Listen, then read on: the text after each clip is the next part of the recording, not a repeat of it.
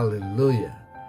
Senang sekali kita bisa jumpa kembali dalam seri perenungan kitab Yohanes pasal yang kelima. Kita akan belajar bersama-sama, dan saya dari ruang kerja saya, kita akan membahas Yohanes pasal yang kelima. Nah, Yohanes pasal yang kelima ini berbicara tentang berharaplah bukan kepada sarana, tapi sumbernya. Yohanes 5 ayat 8 berkata begini, kata Yesus kepadanya, bangunlah, angkatlah tilammu, dan berjalanlah.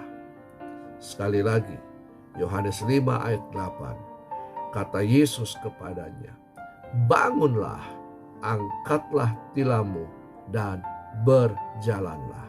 Hal yang sama terjadi dalam dirimu. Bangunlah, angkatlah tilammu, dan berjalanlah. Saudara yang kekasih, setiap alat elektronik, misalnya handphone, pasti punya tempat servisnya sendiri sesuai dengan merek yang ada. Nah, setiap perusahaan pasti tahu produknya. Yang jadi masalah jika perusahaan tersebut hanya asal produksi tapi tidak mengenal produknya dengan baik, atau hanya menjadi tempat pinjam, sewa untuk menghasilkan produksi.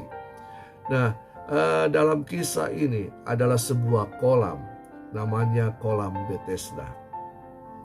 Ketika airnya digoncangkan oleh malaikat, maka orang yang sakit yang pertama kali masuk dalam kolam tersebut akan menjadi sembuh. Dan semuanya yang sakit yang ada di tempat itu, mereka menunggu dan berharap serta bersiap, sewaktu-waktu ketika air kolam itu digoncangkan, kapanpun waktunya, tidak seorang pun yang tahu, suka-sukanya malaikat untuk menggoncangkan air kolam tersebut. Mereka sudah siap, dan kemudian orang yang pertama masuk, orang itu akan mengalami kesembuhan. Namun yang menjadi masalahnya, bagaimana dengan orang yang tidak kuat, untuk berjalan mendahului mereka yang masih lebih kuat, karena hanya mereka yang masih kuat atau yang ada penolongnya yang bisa bergerak segera dengan cepat untuk masuk ke dalam kolam tersebut. Nah, bagaimana jika orang yang tidak mampu? Nah, itulah yang dialami oleh seorang yang telah sakit selama 38 tahun menanti untuk sembuh. Bayangkan saudara, 38 tahun ia menunggu untuk disembuhkan, dan tidak seorang pun datang menolong dia untuk membawanya masuk ke dalam kolam tersebut. Nah, seandainya kita yang ada di posisi tersebut, masihkah ada pengharapan? 38 tahun loh. Masihkah ada pengharapan bagi kita untuk tetap berharap supaya kita menjadi sembuh? Sekuat-kuat iman kita, tetapi 38 tahun.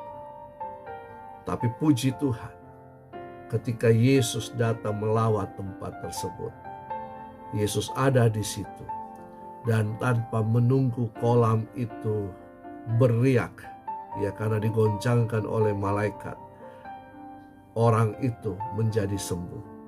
Mengapa bisa sembuh? Karena Yesus adalah Tuhan. Dia pencipta manusia. Ia tahu kebutuhan dan permasalahan ciptaannya. Dia tahu sakit penyakit yang dialami oleh orang yang sakit selama 38 tahun tersebut. Nah, seringkali kita berharap kepada sarana. Kita berharap kepada tata cara atau liturgi atau ritual, atau bahkan kepada pendeta untuk mendapatkan mujizat. 38 tahun orang tersebut menanti kesembuhan, tapi tidak kunjung datang. Nah, ketika ia berjumpa dengan Yesus, tanpa masuk ke kolam pun, cukup percaya kepada perkataan Yesus, ia sembuh. Nah, karena itu mari kita berharap kepada Yesus, bukan kepada sarananya.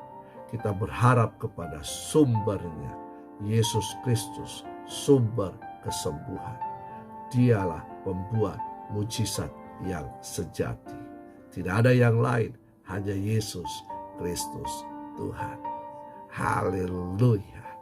Nah, kita jumpa kembali nanti dalam kitab Yohanes pasal yang ke-6. Tuhan Yesus memberkati.